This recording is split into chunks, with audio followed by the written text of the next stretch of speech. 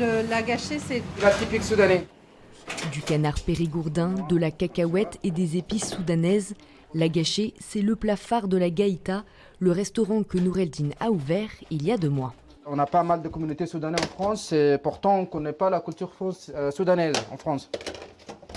5 ans de travail ont été nécessaires pour ouvrir cette boutique. Pour le réfugié, c'est l'aboutissement d'un parcours compliqué qui débute à Mozac. C'est Mozac, c'est le centre où j'ai habité quand je suis arrivé ici. Oui, c'est le premier endroit où j'ai habité après Calais. En 2015, Noureldine est placée dans ce centre d'accueil temporaire avec 50 autres migrants, pour la plupart originaires du Darfour.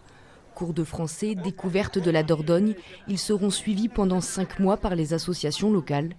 Malgré des conditions parfois difficiles, Noureldine tombe amoureux de la région, au point d'y redéposer ses valises après un séjour à Vannes et à Bordeaux. Encore resté en Dordogne quand je suis parti. Je collais toutes les cartes de Bergerac, de Sarlat, de Lalande, de Mozac, toutes les cartes que j'ai eues ici quand j'étais à Mozac, en ma chambre.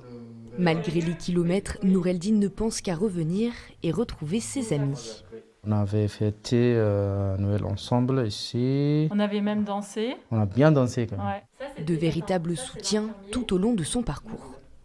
Je me souviens très bien, on marche dans les rues de Bergerac, on arrivait sur le port et Noureldine me dit mais un jour je serai là et tu verras, j'ouvrirai un restaurant soudanais, je t'inviterai à manger la cuisine soudanaise.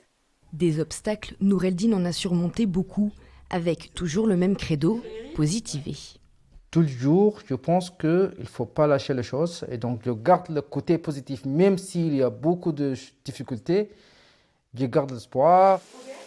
Hyperactif, il préfère désormais regarder vers l'avenir. Sa prochaine étape, multiplier le concept de la Gaïta un peu partout dans la région.